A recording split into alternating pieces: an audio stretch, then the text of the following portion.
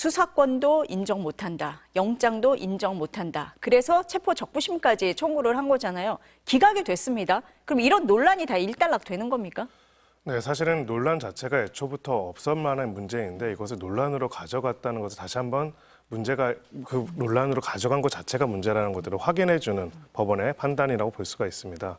총 3번이 있었습니다. 서부지법에서 체포영장을 발부를 했고요. 그 체포영장에 대한 이의 신청을 하는 거에 대해서 서부지법에서 항고심에서 그 부분에 대한 수사권에 관한 부분이라든지 수색과 물건의 수색과 다르게 대인에 대한 체포영장 집행에 있어서는 원래 그 110조, 112조가 적용 안 된다는 것들, 그리고 이 부분에서 관할권까지도 모든 문제가 없다라는 것들이 이미 한번 항고심에서 항고심의 기각 결정으로서 판단이 됐던 사례이고요.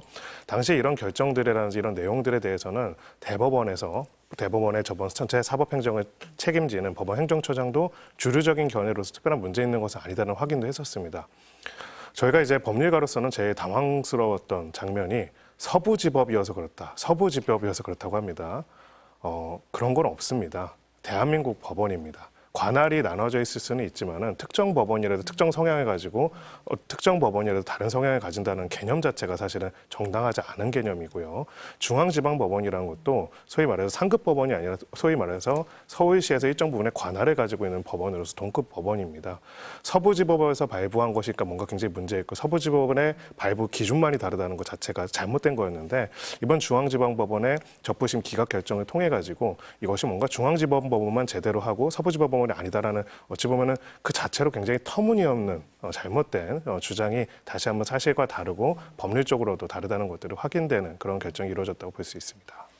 근데 윤 대통령 측에서는 중앙지법에 구속영장 청구해라 뭐 이런 주장을 많이 해왔었잖아요.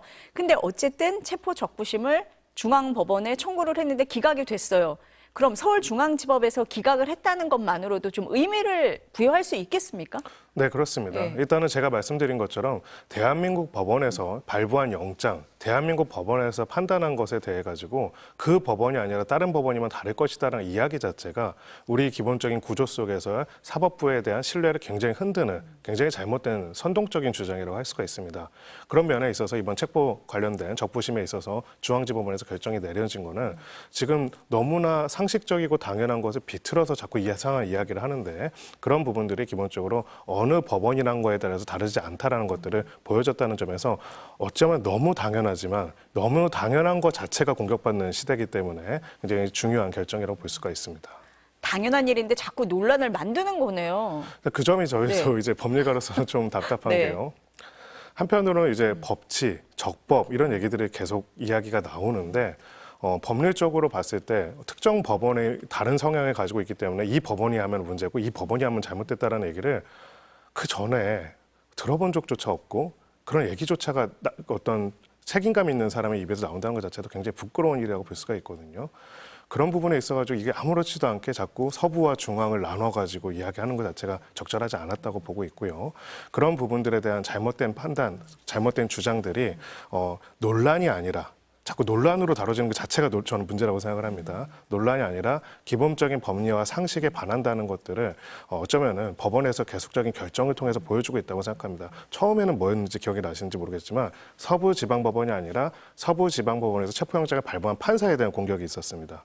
그렇죠. 그러면은 그 판사가 아닌 다른 판사, 서부지방법원의 다른 판사가 항고심에서 한 결정은 완전히 다른 판사지 않습니까? 그렇죠. 그럼 그 판사도 또 문제라는 것인가? 정말로 문제가 있는 것이요. 사법부의 판단에 있어가지고 우리가 사법부의 판단을 존중하고 그것을 따라야 하는 것들은 이 나라가 하나로 이루어지고 존속하는 데서 굉장히 중요한 것이거든요. 근데 이것을 자꾸만 뭔가 결정이 내려질 때마다 특정 판사의 무언가, 심지어는 이제는 특정 판사가 아니라 수많은 판사들로 구성된 법원 자체에 대해서 그 자체에 대해서 문제를 삼는 것들은 굉장히 적절하지 않은 태도라고 볼 수 있습니다. 아니 사실 체포 적부심이라는 게 일반 국민들에게는 굉장히 낯설거든요. 이례적이잖아요. 보니까 인용률도 굉장히 낮더라고요. 그렇습니다. 어제도 기각이 됐는데 뭐 윤석열 대통령이나 변호인단이 모를 리는 없었을 것 같거든요. 그런데도 이렇게 한 이유, 뭐 나름의 승부수입니까 뭡니까? 그 점이 참 이제 저희도 제가 죄송하지만 네. 요즘 들어서 이제 방송하다가 한숨을 쉬는 일이 자꾸 생기는데 네.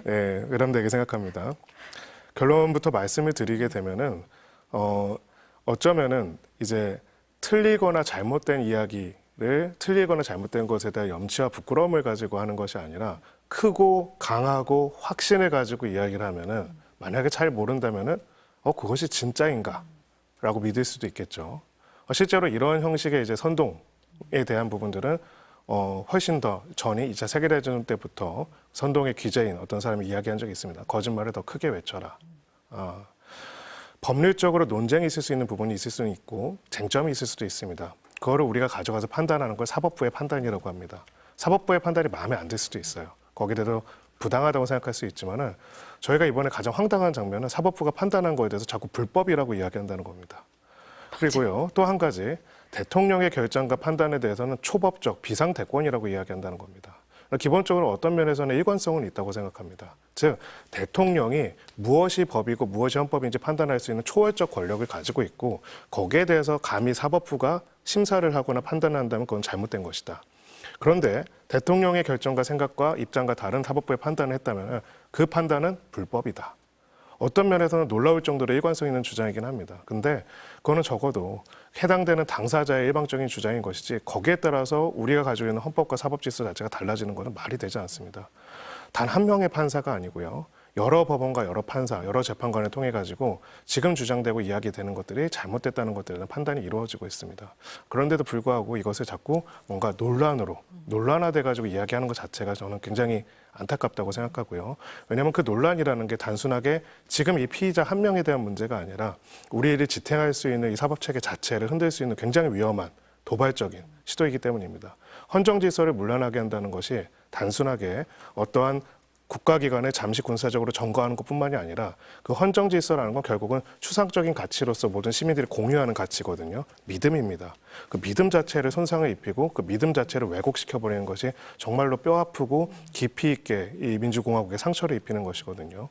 그런 부분들을 나름 경험과 연륜이 있는 변호사들이 나와가지고 매일같이 이야기하고 있다는 것들이 이 사태가 얼마나 심각하고 위험하고 문제가 있는 건지를 보여주는 거라고 생각합니다.